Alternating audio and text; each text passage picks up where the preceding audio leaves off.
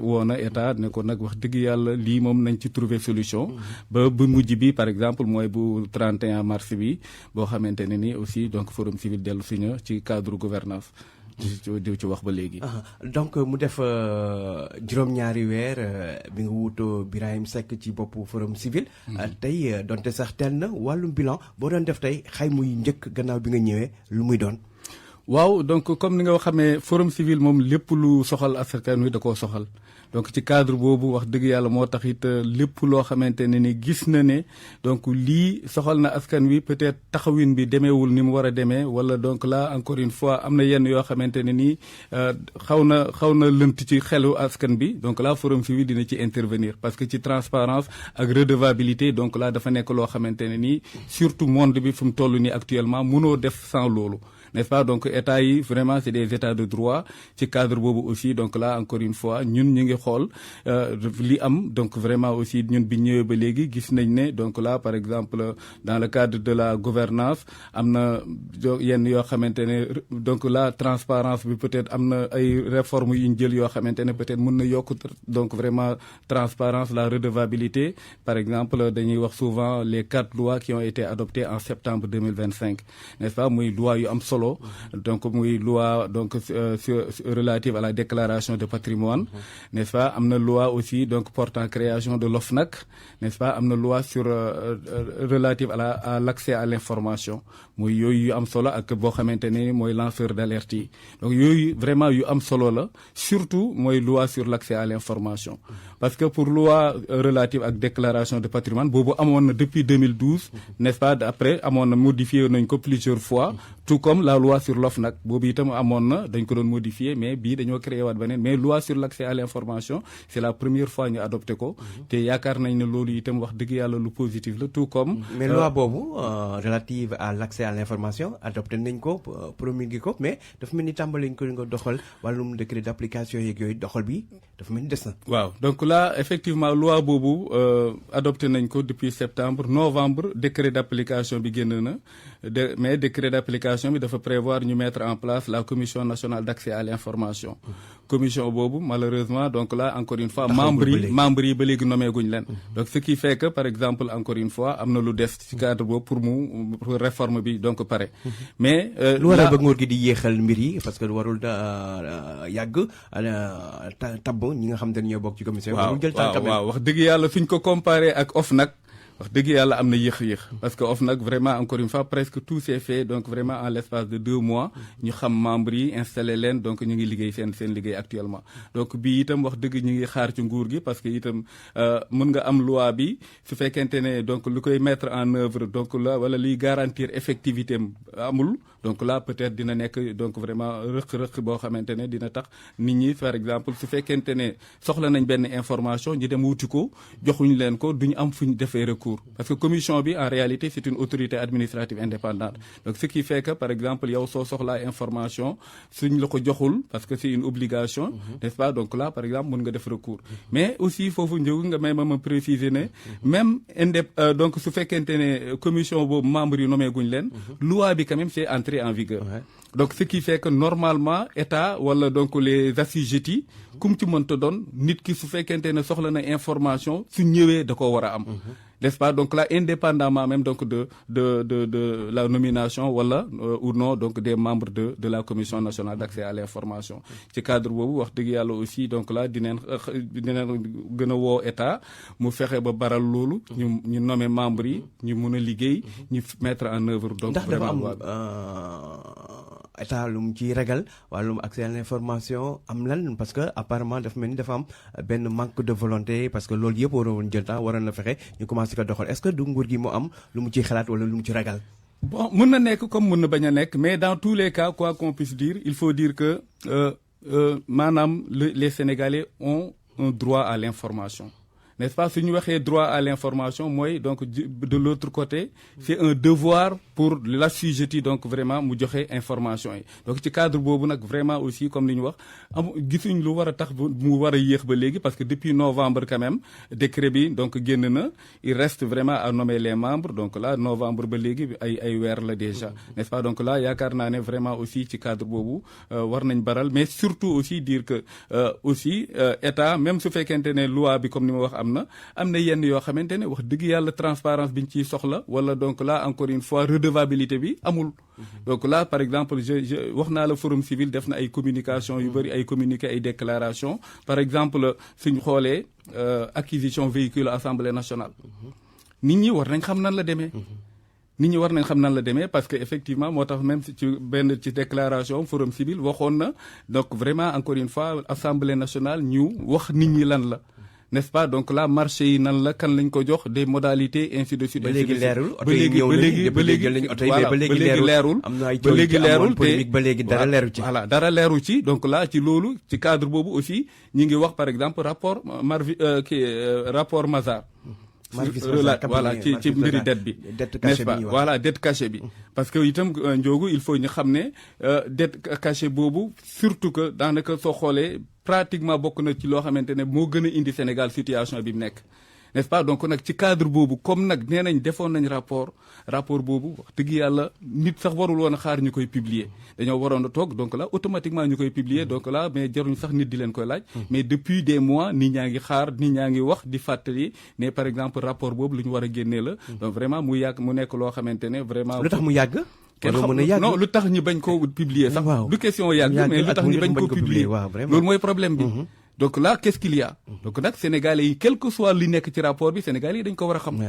parce que encore une fois donc là loo xamante étude bu ñu réalisé ñoom ñi nekk ci nguur gi ñoo ne ñi fi nekkoon de ñoo nëbbu boor rapport bi fësal na ko war mën a yàgg quand même voilà dafa am paradoxe sax quelque part côté boobu parce que yow nga ne dañoo dette cachée la après rapport bi moo wane ne dette cachée am na ok wane ko su boobaa Sénégalais yëpp xam su boobaa sax nit ñi dootuñ nekkati naan accusation la wala du accusation parce que au moins nit ñi dineen gis dineen xam ne lii moo nekk ci rapport bi au moins ñu xam ku nekk def sa appréciation donc ci cadre boobu wax dëgg yàlla aussi am na yenn yoo xamante ne des na donc ci loolu mbirum det sax bi ci mujj mooy TRS yi det boo xamante ne nguur gi da ko abboon ci ay banque jaarale ko ci ay swap nga xamante ne ay mécanisme la warul lépp nguur gi sax waxu ci woon communiqué woon ci woon benn journal anglais Financial Times moo ko siiwal ba mu jigi c'est le ministère des finances génne communiqué wax ne lépp jaar yoon taux yi ñu ko jëlee 7% baax na ak yooyu noonu loolu tamit wane na comme li nga wax benn manque de transparence bu am ci wàllum gouvernance bi bien sûr ci cadre boobu effectivement soo xoolee donc par exemple les APE appel public à l'épargne soo amee ñoom dañ koy publier nit ñi dineen xam ne ci marché bi Sénégal fexe na mobiliser na nangam ak nangam mais bii c'était en 2025 bii su nekkul woon donc vraiment encore une fois article Financial Times cette empreinte juróom-ñaari yoon voilà donc loolu mooy c'est-à-dire su nekkul woon rapport kii bi Financial Times bi Sénégal yi xamuñu ko woon donc là moom loolu Financial Times moo ko yëgal Sénégal yi te loolu problème la ci loolu problème la effectivement moo tax ci déclaration forum civil bu mujj bi mu dellu si ci considérablement ci loolu pourquoi parce que dafa nekk loo xamante ne effectivement donc la mécanisme bi wala outil boo xamante ne bu ñu utiliser TRS comme ni nga waxee léegi nag ministre bi nee na assemblée nationale yëg na ko nee na mi ngi ci loi de finance bi nee na am na autorisation du parlement soit loolu assemblée nationale sax député opposition bi weddi nañ ko ñoom sax ñi ngi sàkk ñu taxawal commission d'enquête pour leeral ko exactement donc même si loolu su amee même su fekkoon yooyu yëpp am na là c'est pas là la question bi mooy quelles sont les conditions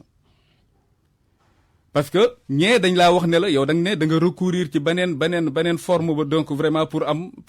donc vraiment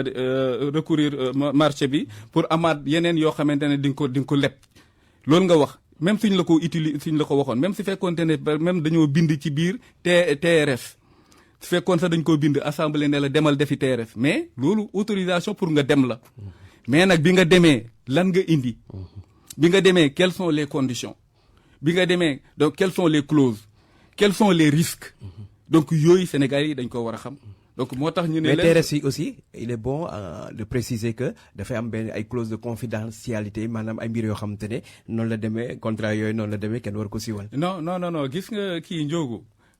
code de transparence donc vraiment dans les finances publiques bu au sein de l'UEMOA daf ne lépp loo xamante ne ni ça concerne les finances publiques donc là vraiment citoyens yi dañ koo war a xam dañu leen war a informer dañoo war a xam même s'il y a des risques n'est-ce pas donc là ñu xam ne dans le moyen dans le long terme lii ak lii. mais bu boobaa état bu ko defee est-ce que du jalgati du violer sart yooyu nga xam te ne clause confidentialité ci diggante ñi ngi ko seqal. waaw non xam nga comme ni ma wax effectivement même s'il y a des clauses de confidentialité d'ailleurs moo tax même ci loi sur l'accès à l'information am na c'est pas toutes les informations la nga nit mën a nga demander am ko am na ay exceptions yu demee noonu mais dama ne lii ne serait-ce que su fekkente ne yëkkati nañ question boobu. ak surtout aussi ne serait-ce que parce que déjà aussi il faut le dire Financial Times daf ne woon 650 millions d'euros la muy à peu près 426 milliards ministre des finances bi muy def conférence de presse mu ne 721 milliards la déjà aussi donc c'est un problème ci cadre boobu moom ne serait-ce que élément yooyu war na tax ñu leeral nit ñi lan la par exemple aussi article Financial Times daf ne woon ñaari banque la woon ministre bi muy kii yokk na ci beneen nee na Société Générale également bokk na ci donc là muy élément yooyu mais aussi même su fekkente ne nee na amul benn donc vraiment garantie bu ñu versé yu mel noonu mais loolu convention bi moo ñu ko mën a xamloo donc moo tax ñuy demander vraiment encore une fois ñu publier convention bi le contrat mais également document yu concerné donc vraiment encore une fois prêt yooyu yëpp nit ñi xam lan moo ci nekk. kon tey yéen li ngeen di sàkk mooy yooyu yëpp ñu publier ko est-ce que jar na commission d'enquête parlementaire ni ko député yi maa ngi ko takk wàllu di sàkko. dans tous les cas comme ni ñu waxee encore une fois mooy obligation la normalement ñu publier ko d'ailleurs même pour l'Assemblée nationale dafa war a am. donc vraiment information bi donc là dañoo war a rendre compte à l'Assemblée nationale donc ci cadre boobu su fekkente ne loolu amul effectivement voie commission d'enquête parlementaire mën nañ ko ubbi parce que encore une fois ay député ñoo ne ñoom xamuñ lan la xamuñ naka la donc naka la bi kenn xamu ko peut-être man maa ngi dem lebi d'accord demal lebi mais lii laa leb wala nii laa ko lebee wala lii mooy conditions yi yooyu c'est des éléments yoo xamante ne Sénégal yi dañ ko war a xam donc vraiment aussi donc ci cadre boobu moo tax ci déclaration bi Forum Civil ne vraiment loolu foog ñu gën koo leeral foog ñu dellu si ci parce que itam mais kon yow est-ce que loolu day firndeel ne malgré explication yi argument yi ministre yi joxe bi muy jënd taskati xibaar yi semaine dernière pour wax ne amul benn gage lépp jaax na ci yoon taux yeeg yooyu dafa mel ni ba léegi mbir mi convaincre gu la yeyu leen comme il faut. xam nga Ndiogou c'est important ñu xam ne encore une fois c'est pas les déclarations orales encore une fois donc texte yi dafa leer daf ne donc là lépp dafa war a donc dañ ko war a rendre public donc c'est pas sur la base de déclaration ci la nit ñi di xamee lan moo ci nekk parce que aussi dañ ne amul mais su fekk loolu pour xam lan la réellement foog ñu am documents yi donc là instant bi kenn soupçonné wul mais dañ ne c'est une obligation. parce que encore une fois constitution bi daf ne donc là lépp dafa ça doit se faire sur la transparence constitution Sénégal bi donc là ci cadre boobu mais également comme ni ñu waxee la loi donc le code donc vraiment de transparence mais également la loi portant code de transparence n'est-ce pas yooyu yëpp c'est des éléments yoo xamante ne vraiment encore une fois mun nañ ci basé wu te gëm naa ne aussi vraiment encore une fois le ministère a intérêt mu génnee éléments yooyu parce que loolu rek mooy tax nit ñi xam lan la réellement parce que sinon nit ñi aussi xam nañ swap lan donc là ne souvent day ànd ak ay risques donc nag lu tax d'ailleurs pour éviter même nit ñi di am interprétation ku nekk di ko interpréter ni nga ko gëmee wala ni nga ko gisee là nañ ko publier parce que effectivement donc là day am donc là le principe mooy day am ay risques parce que gars yi wax nañ ko économistes yi wax nañ lan ak lan par exemple s'il y a défaut kii mooy am donc vraiment encore une fois voilà mooy nekk ci kaw wala nangam ak nangam donc yooyu yëpp parce que ministre bi nee na amul kii donc là amul caution amul lenn lu Sénégal dugal ak nangam mais nañ ko publier su boobaa Sénégalais yi xam lan moo ci nekk loolu moo ci ëpp solo. justement tey la def ñaari at bi président Bassirou Diomaye Faye entré en fonction daal di waat ci kanamu conseil constitutionnel tey 2 avril 2026 mu def ñaari at bi mu defoon prestation de serment ci wàllum bilan ñaari at gannaaw bi ñu ko falee ci lu jëm ci wàllum gouvernance waaye itam yorinu réew mi ban bilan ngay def ci nguur ak Diomaye ak Sonko nguuru Pastef. waaw donc là ci loolu vraiment ci souvent da commencé même ci aspect économique bi côté boobu yaakaar naa ne ñëpp xam nañ d'ailleurs même gouvernement da koy wax même le premier ministre plusieurs fois day wax ne donc là encore une fois situation économique bi c'est difficile donc d'ailleurs moo indi prêt yu bëri yooyu d'ailleurs moo indi par exemple TRS bii ñuy wax n'est-ce pas moo indi par exemple chaque mois nga ñu am APE n'est-ce pas ak yu demee noonu di leb donc là situation bu métti actuellement moo fi nekk aussi donc là encore une fois même day dem na ak notre Sénégal bi continuer ñu koy wàccee donc yooyu muy élément yoo xamante ne vraiment contexte bi bu métti la actuellement donc côté économie n'est-ce pas donc là ci aussi ci cadre transparence bi ci cadre gouvernance bi je pense que comme ni ma waxee quand même am na ay jéego yoo xamante ne nii donc vraiment qu'il faut apprécier positivement yoo xamante ne am na ci ñoom mooy comme bi may doon wax loi yi ñu adopté woon notamment la loi sur l'accès à l'information n'est-ce pas donc loolu am na ay solo am na solo surtout aussi OFNAC la manière donc vraiment de désignation des membres à travers appel à candidature n'est-ce pas donc là OFNAC wax dëgg yàlla équipe bi ko constitué bii donc là nit ñi mën nañu ne vraiment encore une fois c'est sur la base donc d'un appel à candidature. mais war woon yem rek foofu parce que ñoom seen promesse moo doon rupture la ñuy indi lépp poste yëpp sur ay DG yëpp appel à candidature lay doon mais jëfewuñ ko. waaw du fépp lañ ko defee effectivement bii am na par exemple aussi am na ci par exemple. CNDH commission nationale des droits de l'homme n'est-ce pas donc la présidente a été nommée donc à la suite d'un appel à candidature également. CNRM bi loi bi ñu adopté donc récemment boobu dañ ne ñëpp sur la base d'appel à candidature lañ leen di CNRM sax ci kanam voilà donc loolu muy effectivement muy yoo xamante ne vraiment encore une fois lu ñu war a saluer la parce que effectivement suñu waxee appel à candidature mooy vraiment y a une présomption d'avoir les meilleurs profils parce que suñu defee appel à candidature donc si vraiment ça se passe dans les règles de l'art nit ñi mën nañ jàpp ne ñi jël par exemple ci ñu déposé woon bokk nañ ci ñoo xamante ne peut-être ñoo gën a wuy répondre aux critères wala ñoo gën a xam situation beeg yu mel noonu ci cadre boobu vraiment aussi en matière de gouvernance comme ni ñu waxee am na ay réformes yoo xamante ne c'est très positif côté boobu mooy comme les 4 lois yi ma la wax mais également surtout aussi les décrets qui ont été pris en même temps maintenant donc là fi ñuy woote mooy surtout mise en œuvre bi ñu fexe wax parce que une chose est d'avoir des lois une autre est de respecter ou bien de mettre en œuvre ou bien de respecter l'effectivité de ces lois donc ci cadre boobu wax dëgg yàlla mooy li ñu wax am na yenn yoo xamante ne foog ñu dellu si ci no mooy vraiment gën a transparent parce que transparence du yem ci wax ji ci jëf bi la mooy donc là encore une fois su fekkente ne am na yenn yoo xamante ne lu ñu war a génnee la dañ ko war a génnee d'ailleurs man je dis que même l'État gagne plus en étant transparent qu'en étant donc dans l'opacité parce que su fekkonte ne par exemple lii dañ koo publier débat yëpp du ci am peut-être su boobaa nit ñi effectivement dinañ commenter dineen wax lan moo ci nekk ak yu demee noonu mais kenn du wax ne risques yi lii la wala lii ak lii est-ce que donc là est-ce que nit ñi wax nañ leen lu xew ak yu mel noonu donc moo tax ma ne état même donc vraiment moom day gagner ci transparence donc là yaakaar naa d'ailleurs loolu moo gën a tax sax donc vraiment les textes ne vraiment il faut que transparence nekk donc vraiment au cœur de la gestion des affaires même rapport d'exécution budgétaire nga xam te ne chaque ñetti weer trimestriel dafa war a génn presque génnatul waaw donc la périodicité bi waaw période yi mu doon génne exactement périodicité bi donc des na ci cadre boobu aussi du yemul sax ci gouvernement simplement mais les corps de contrôle par exemple la Cour des comptes exemple am na déclaration sur l'IPC du 10 septembre du 10 février bi la Forum Civil mu ngi doon waxaat vraiment encore une fois les corps de contrôle notamment donc la Cour des comptes ARCOP ak OFNAC ñu respecter périodicité donc réunion donc vraiment publication rapport yi parce que day am ay retard parfois notamment soo xoolee Cour des comptes dafa am retard yu bari n'est-ce pas donc là te loolu bokkul ci signe de gouvernance te aussi vraiment donc su fekkente ne structure yooyu respecté wuñu retard bi jalgati nañ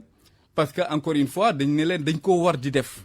te également même texte yi leen créé dañ ne leen da ngeen war a def des rapports d'activité n'est-ce pas la non publication donc là vraiment encore c'est un manquement ci cadre boobu itam ñu ngi woote vraiment ñu gën a respecter périodicité bi di publier donc les rapports surtout les structures yoo xamante ne dañuy intervenir dans la gouvernance n'est-ce pas parce que aujourd'hui par exemple suñu waxee Sénégal suñu waxee toujours indice de perception de la corruption Sénégal aussi parmi les éléments positifs mooy def na ren par exemple benn jéego un point gagné un point, 45 points à 46 points sur 100. Et sur 100. Mais on est toujours dans la zone rouge. Oui, toujours dans la zone rouge. Mais aussi, pourquoi ma ne jéego bu ñu mën a saluer la mooy depuis Sénégal ñu koy évaluer dans le cadre de l'indice de perception de la corruption, c'est la première fois ñu yegg 46. N'est-ce pas? Donc là, sinon avant. Jarul ndamoo quand même 46, sori na lool. Def na, mais non. D'ailleurs, effectivement, moo tax même toujours dañuy def ay recommandations. Mooy surtout, par exemple, OFNAC bi actuellement, vraiment am na rôle bi mu war a mën a jouer ci lii tax par exemple Sénégal di génn ci zone rouge. Mooy véritablement donc là exécution mission bi ñu gis ci ne vraiment encore une fois xeex nañ guerre bu baax a baax wala yu demee noonu, mais également parmi ces éléments mooy ay publication rapports yi. Parce que la non-publication des rapports, ça peut donc vraiment faire perdre des points. N'est-ce pas? Donc, ak yu mel noonu, mais également la transparence. Par exemple, foofu ñu ngi doon wax Assemblée nationale, par exemple, ñu génnee ñu wax nit ñi lan moo xew ci marché bi. N'est-ce pas? Donc là, ak surtout aussi publication rapport Morvis bi Mazar bi je veux dire, n'est-ce pas? Donc muy élément yoo xamante ne vraiment encore une fois yu important la pour ñu xam ne vraiment encore une fois réforme yu ñu def c'est suivi d'effet. Mooy effectivement depuis l'adoption donc vraiment de ces lois léegi lépp se fait dans la transparence, donc là au grand bénéfice de l'ensemble des populations ñu xam lan moo xew voilà. mu fàtte suñu mbokk auditeurs yi nee yaa ngi seen émission yoon wi ñuy dalal tey Matar Sall nekk coordonnateur général bu Forum Civil. Kon li nga wax ni yëpp en résumé ce qu'on peut en retenir c'est que naam am nay jéego mais nguur gi dese na lu bëree bëri ci wàllum transparence wàllum bonne gouvernance. waaw donc là am nay jéego mais des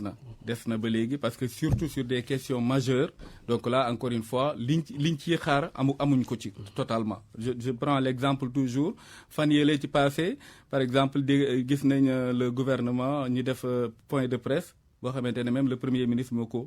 ko présidé woon ñu doon wax ci renégociation des contrats mais également résiliation même de certains contrats. Loolu comme ni ma waxee encore une fois yooyu c'est important ñu koy def parce que aussi il faut le dire État dans tous les cas dafa souverain.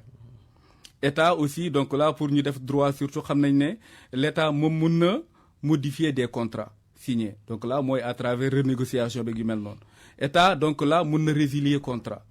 Mais li tax ma ne foofu aussi donc là Forum Civil ci déclaration daf ne loolu dégg nañ ko bu baax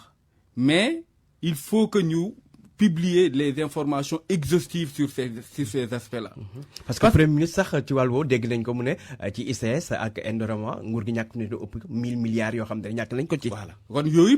moo tax foog ñu xam ko lan la exactement ak lu waral ñu def lu tax ñu résilier. parce que aussi ci ban fànn lan moo waral ñu ñàkk yooyu 1075 milliards yooyu. voilà lu tax ñu ñàkk loolu lu tax ñu résilier contrat bi lu tax ñu renouveler ainsi de suite parce que. Cela, donc vraiment, il n'y a pas plus normal que dans une république. Par exemple, donc là, je donne l'exemple de concession, donc vraiment autoroute à péage bi. Ça a fait l'objet donc de révision, n'est-ce pas? Donc là, effectivement, boobu biñ ko kiiyee moo tax parce que Sénégal dans un premier temps gagné wu ci woon presque dara là biñ ko révisé effectivement Sénégal gën a gagné mais également ñu xool donc vraiment encore une fois relativement à la période de concession beeg yu demee noonu donc là c'est possible. Mais aussi pourquoi aussi mu important parce que il peut y avoir des risques parce que résilier une convention mun na nekk. Mais encore une fois, ça doit se passer donc dans les règles de l'art, comme on dit, c'est-à-dire dans le respect de la réglementation. Il y a des risques parce que dañuy bétonné contrat bi. Bien sûr, ba nga xamante ne am na noo ñëwee doo ko laale rek contentieux ngeen ñëw. Non, yëpp dañ koy sóoraale ñoom. contentieux day dem ci cadre boobu mën naa joxe exemple affaire Adama Bictigo contre l'État du Sénégal. Mooy ci passeport biométrique yeeg yu mel noonu donc là biñ ko résilier effectivement Sénégal dañ ko condamné donc moo tax vraiment ci point yooyu effectivement foog ñu dellu si ci donc publier ces informations parce que aussi code de transparence donc vraiment des finances publiques au sein de l'IEMA daf ne pour tout ce qui concerne les contrats notamment donc les contrats qui sont relatifs au secteur extractif lépp lu ci aaju donc là dañ ko war a donc rendre public Sénégalais yi xam donc ñëpp xam lan moo ci nekk négociation yi renégociation yi nii la demee woon lii lañ ci am ainsi de suite mais quand même donc du yem rek ci déclaration bi ñu def à la presse wala donc là il faut des documents officiels document officiel yooyu donc là mooy tax ñu xam exactement lan la ban kii la ban société lañu résilier convention am ban comme ni nga waxee par exemple fii ñàkk nañ fi lii lan moo waraloon ñàkk bi est-ce que biñ ko ñàkkee léegi quelles sont les mesures yu ñu jël ba nga xamante ne loolu dootul am donc là vraiment élément yooyu lu ñu war a publier la pour nit ñi mën ko xam donc ci cadre boobu vraiment je pense que ñi ngi xaar loolu parce que effectivement wax nañ ko ci déclaration bi mais donc là noonu rek la war a demee donc la publication. ci wàllum bilan nguur gi ba léegi maanaam y a ce qu'on appelle la dualité au sommet de l'État maanaam diggante mbagg diggante premier ministre ak Ousmane Sonko ak président de la Bassirou Diomaye Faye coow politique ba nga xam te ku nekk sax léegi am nga ci wàllum coalition nekk na loo xam te ne lu yiteel askan wi lu soxal askan wi coow loolu nga xam te ne am na seen biir te muy impacté si doxinu réew mi parce que ñoom ñoo yor réew mi ñoom ñaar. dëgg waaw effectivement Ndiogou li nga wax dëgg la loolu moom kenn mënu ko weddi li xew effectivement encore une fois ci Sénégal gis nañ ne vraiment encore une même le premier ministre a dit que y a des problèmes n'est-ce pas te même su ko waxul woon nit ñi xam nañ ko nit ñi xam nañ ne y a un problème te loolu vraiment gënul ci Sénégal d'ailleurs donc là moo tax aussi situation des fois da ngay gis situation yoo xamante ne vraiment encore une fois profité wul Sénégal au contraire donc là day tax loo xamante ne vraiment encore une fois Sénégal donc nekk ci yoon boo xamante ne dara leeru fi n'est-ce pas ci cadre boobu wax dëgg yàlla problème am na donc vraiment ci ñaar ñi nekk à l'exécutif déjà donc vraiment aussi dire que effectivement loolu du tax relation bi war a am surtout donc vraiment la solidarité gouvernementale war a am par exemple di nga gis par exemple au sein même du gouvernement nga gis ñii duñ wax wala donc là wala duñ loolu alors que gouvernement c'est la solidarité voilà waaw yu mel noonu di ci am wala donc vraiment encore une fois ñu toog ba nga xamante ne par exemple doo jox confiance kii wala doo wax ak kii wala yu mel noonu loolu ça ne se fait pas n'est-ce pas je pense que vraiment ci cadre boobu lii solution war nañ ko trouver parce que Sénégal aussi quelle est la solution ban solution la ñu war a trouver solution mooy soit ñu mën a continuer soit mënuñ continuer suñ mën a continuer donc là mooy ñu nekk continuer donc vraiment dans le respect des principes d'une république n'est-ce pas mooy vraiment encore une fois donc là encore une fois am na chef de l'État am na chef de gouvernement n'est-ce pas donc là chef de l'État c'est l'unique personne institution dans un pays parce que su ñuy wax institution yeneen yi on parle d'un organe par exemple l'Assemblée nationale c'est une institution le gouvernement c'est une institution mais président de la République moom mooy nit personne physique boo xam ne dañuy wax ne c'est une institution et c'est la première des institutions d'ailleurs moom mooy déterminer la politique de la nation n'est-ce pas donc là kon vraiment encore une fois je pense que foofu mënul donc dañuy dellu si ci donc vraiment les règles de la République mooy vraiment encore une fois ñu déterminer mu leer ñu ne gouvernement bi nii la koy kii sous la conduite d'un premier ministre effectivement parce que noonu la constitution bi tëddee léegi nag aussi dañuy pour wane ne vraiment toujours day am problème souvent pour wane ne aussi vraiment encore une fois dualité boobu peut-être nit ñi di wax ñàkkul exemple nit ñi yëpp aussi l'État du Sénégal n'a pas commencé en 2024 nañ lire rek nañ xool communiqué conseil des ministres soo xoolee communiqué conseil des ministres avant 2024 ak communiqué des conseil des ministres ak depuis 2024 di nga xam ne y a cette dualité parce que da ngay gis par exemple au titre de la communication du président de la République ñi wax ay points au titre de la communication du premier ministre ñi wax points yoo xamante ne loolu soo ko comparé ak yeneen yu doon am di nga xam ne vraiment encore une fois il y a un problème et surtout aussi parfois même dans les communiqués des conseils des ministres parfois di nga gis ne chef de l'État ci communiqué bi tudd fa premier ministre yeneen yi également nga gis ne premier ministre ci communiqué bi tudd fa président de la République donc loolu wax dëgg yàlla aussi muy wane ne vraiment problème am na tension am na. bu demee ba yegg ci communiqué conseil des ministres ñuy remarqué loolu. voilà c'est grave quand même pour un vraiment État muy ay éléments ensuite donc là ak déclaration yi parfois n'est-ce pas donc là par exemple aussi donc vraiment encore une fois déclaration yi des fois nga dégg ci yoo xamante ne sincèrement dina la métti parce que di nga wax ne non lii vraiment quand même Sénégal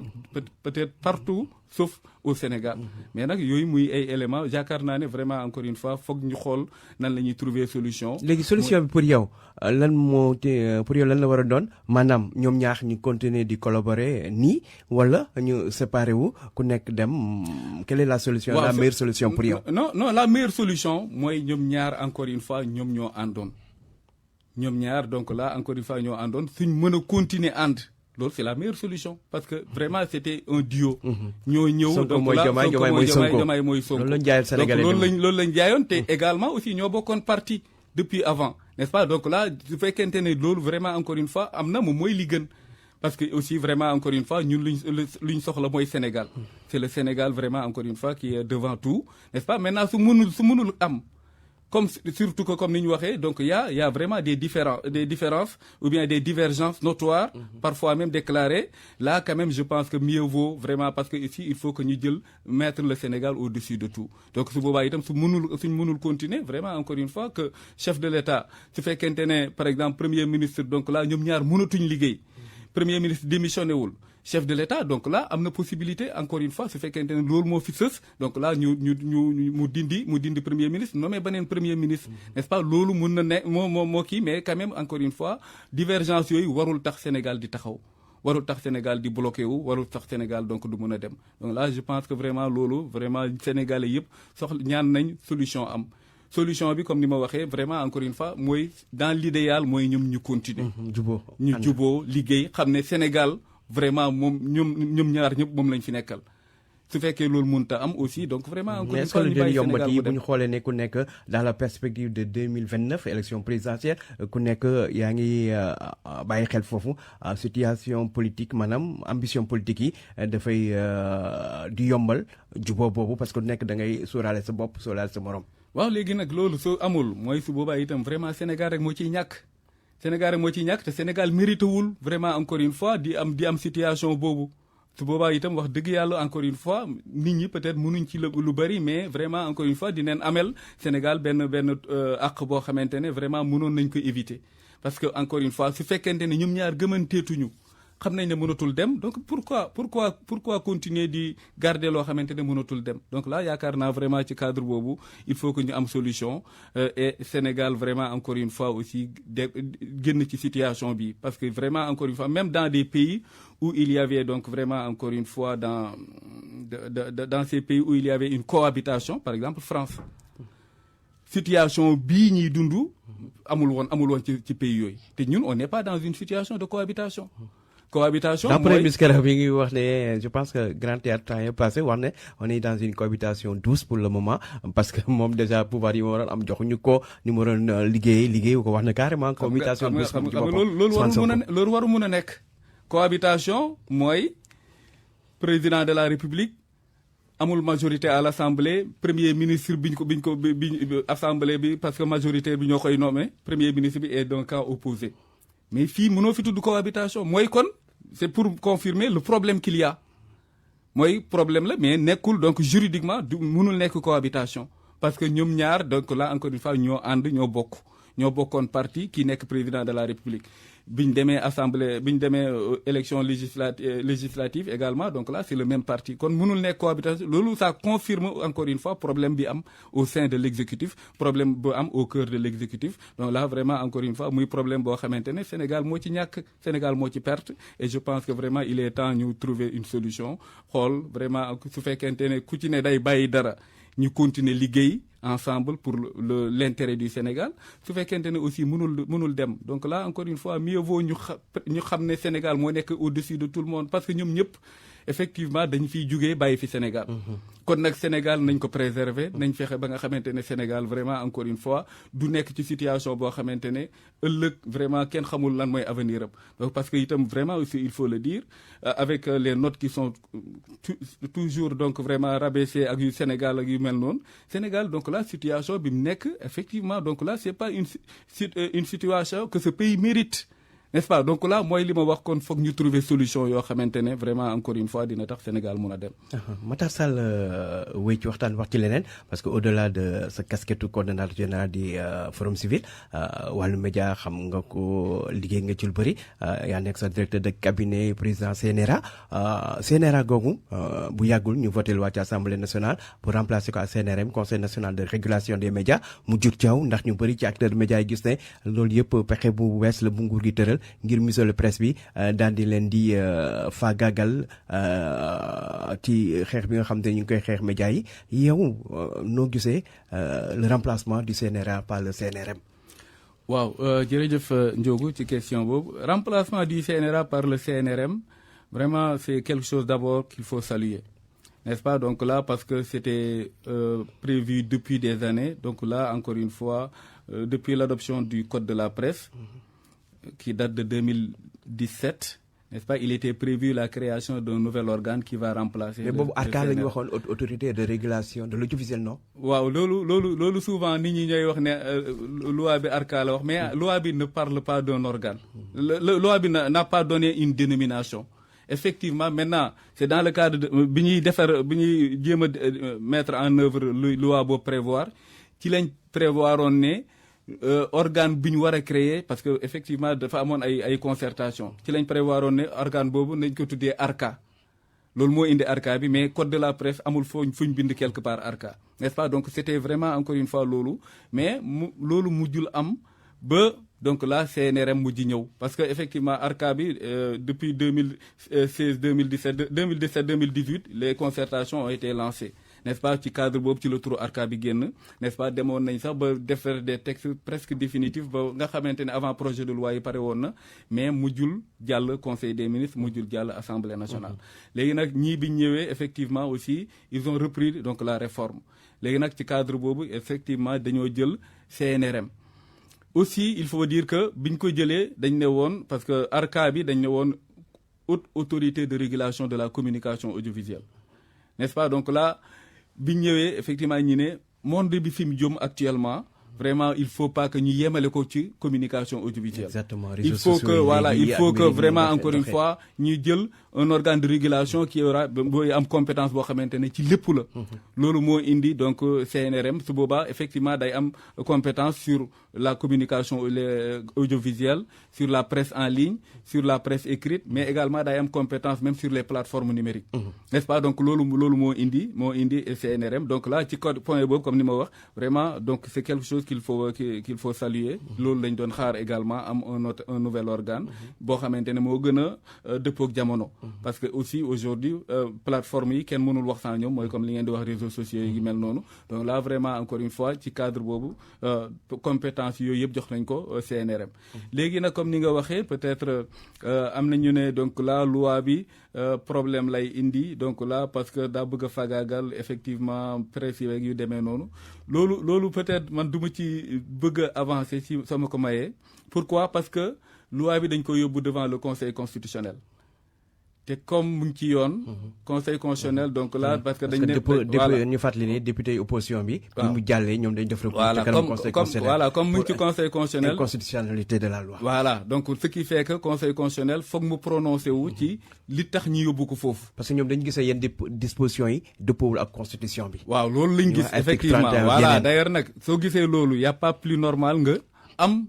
surtout nga am soutien wu député, parce que conseil constitutionnel aussi. ñaari kuréel ñoo ko mën a saisir wala ñaari nit si je peux dire mooy président de la République wala 1/10 des députés. donc ce qui fait que presse bi effectivement ci cadre boobu su fekkente ne am nañ député yoo xamante ne wala fekkente ne am na député yoo xamante ne ñoom gis nañ ne lii c'est pas constitutionnel wala yaakaar nañ ne c'est pas constitutionnel wala ñi jàppale ci acteurs de la presse yi ba tax ñu mën a déposer recours boobu devant le conseil constitutionnel. côté boobu vraiment encore une fois donc dañuy. yow en tant que borom xam mbir yu baax ni muy doxee xam texte yi est-ce que gis nga loo xamante ne xëy na war na mën a nekk loo xamante ne jaarul yoon ci texte bi. waaw loolu laa wax de parce que effectivement xam naa ne man texte bi lire naa ko bokk naa ci ñu doon liggéey ci texte beeg yu demee noonu.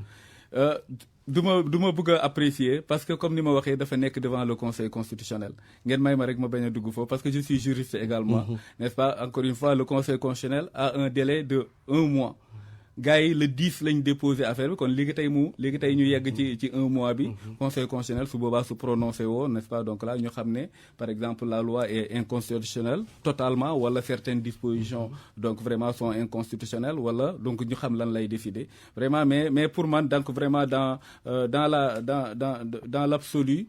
avoir un nouvel organe c'est quelque chose qui est important parce que encore une fois pour mu gën a dëppook jamono voilà mu gën a dëppook jamono mu suivre évolution bi donc loolu am na mais comme ni ma waxee aussi comme mi ngi ci conseil constitutionnel nga may ma rek ñu bañ a dugg foofu. En parlant de médias yi coow li jamono ji mooy mbirum répartition fonds d'appui et de développement de la presse ñu gën xam ci lu aide de presse noonu lañ koy aide à la presse noonu lañ koy tuddee 1,9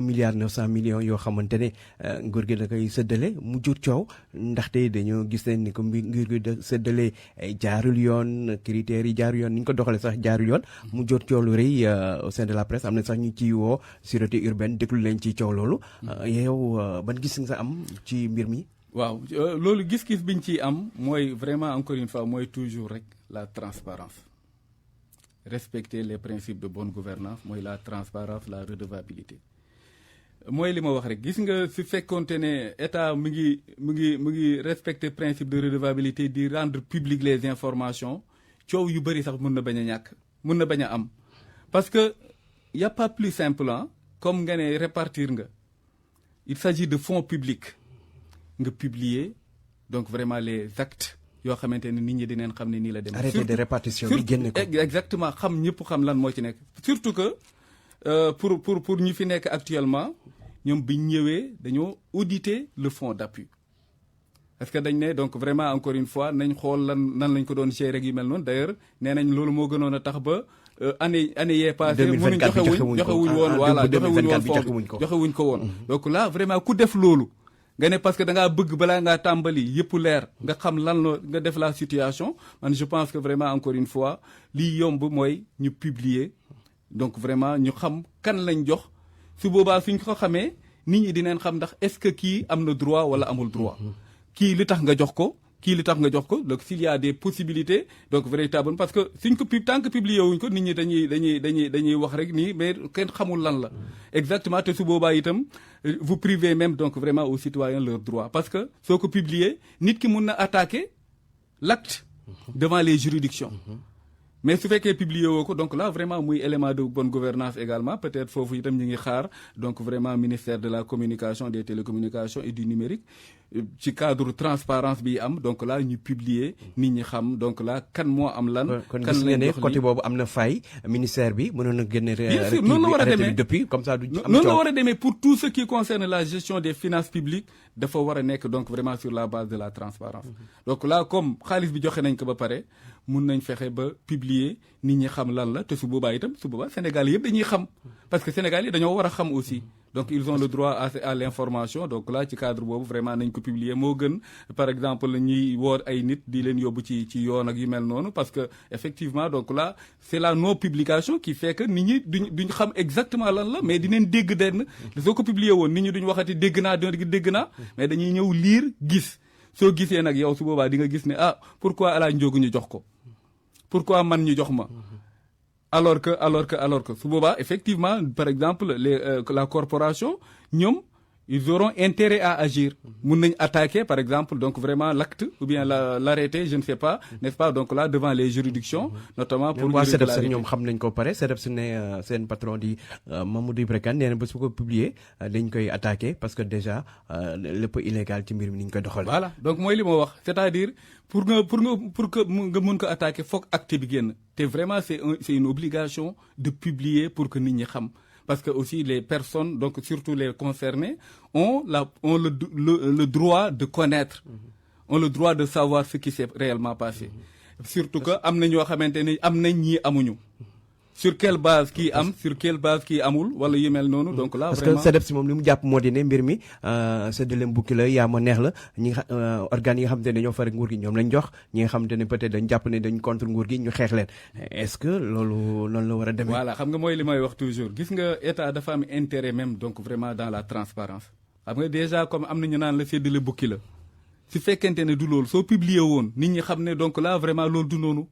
mais soo publier wul donc là encore une fois yow yaay mettre donc vraiment nit ñi ci situation boo xamante ne dinañ am doute dinañ am donc des supputations yi ñuy am suspicions yi ñuy am wala yu demee noonu donc vraiment ci cadre boobu instant bi parce que comme gisoo peut-être c'est sur la base de effectivement mun nga def aussi sa enquête xam ne diw am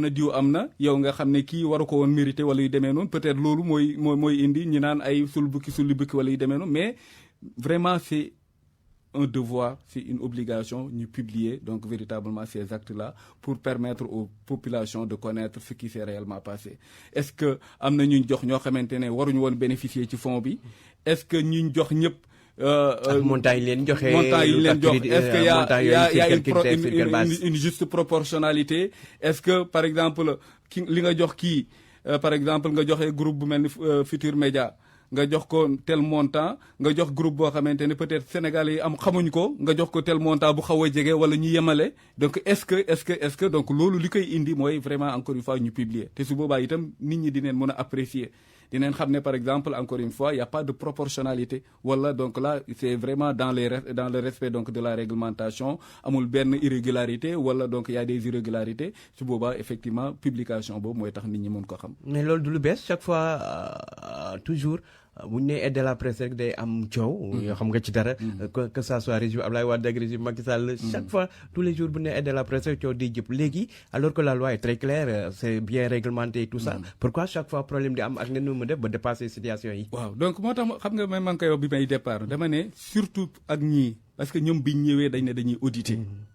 kon normalement wax dëgg yàlla ñun pour ñoom vraiment dañuy xaar ne ñoom lépp luy am dañ koy teg ci table bi. donc moo tax ma ne parce que effectivement lu doon indi coow li souvent mooy ñàkk publier affaire bi. mooy nit ñi bañ a xam wala donc ñu yéex koo def wala yu demee noonu. donc nag comme yegg na fii ba ñu ngi woote ay justice nit ay nit yu mel noonu je pense que li gën a jàmp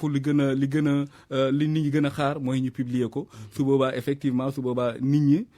donc vraiment exercer les voies de recours su fekkente ne am na recours yu ñu war a def wala yu mel noonu sur la base donc vraiment de l'acte qui est pris su fekkente ne am na recours ñu def ko su fekkente ne gisuñ benn irrégularité ñu xam ne vraiment c'est un exercice de transparence n'est-ce pas qu'il faut saluer par exemple le fait que ñu publier ko ça serait un exercice de transparence. surtout que ñoom ñooy wootee jubal. voilà donc su boobaa day nekk loo xamante ne peut-être ñu ne pour la première fois en un délai très limité donc là ñu publier par exemple le rapport ou bien l'acte ou bien l'arrêté de répartition donc vraiment du fonds d'appui su boobaa itam mu nekk loolu mais su boobaa aussi comme ni ma waxee dina tax nit ñi.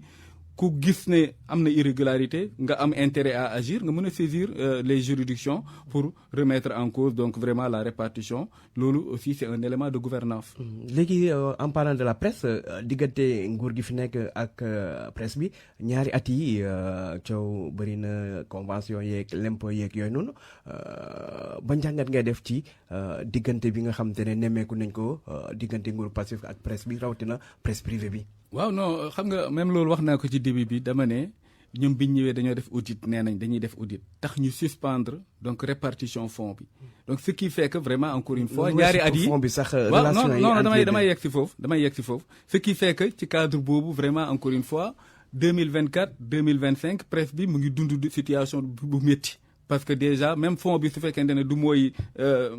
vraiment encore une fois régler tous les problèmes la non distribution effectivement c'était un élément boo xamante ne gënul mais également les relations parfois sont heurtées te loolu baaxul État moo war a défendre la liberté d'expression la liberté de presse n'est-ce pas donc là ci cadre boobu surtout da ngay dégg ay autorités ñuy wax bay attaquer une certaine presse te loolu baaxul n'est-ce pas donc là Sénégal. presse sax bay boycotter yenn médias yi. voilà loolu wax seen yoon nekkul ci ñoom. te loolu ku xamul vraiment presse rek moom mooy def loolu wala ku xamul lan mooy importance su presse parce que encore une fois la presse moom quelle que soit la situation ça va continuer à exister n'est-ce pas donc là métti na et surtout je pense que encore une fois État dafa war a njabootee ñëpp État mënoo ñëw nga ne diw beddi ko. baaxul surtout encore une fois ak situation bi ni mu demee nii par exemple mën nga ko def par exemple man ma bëgg la trop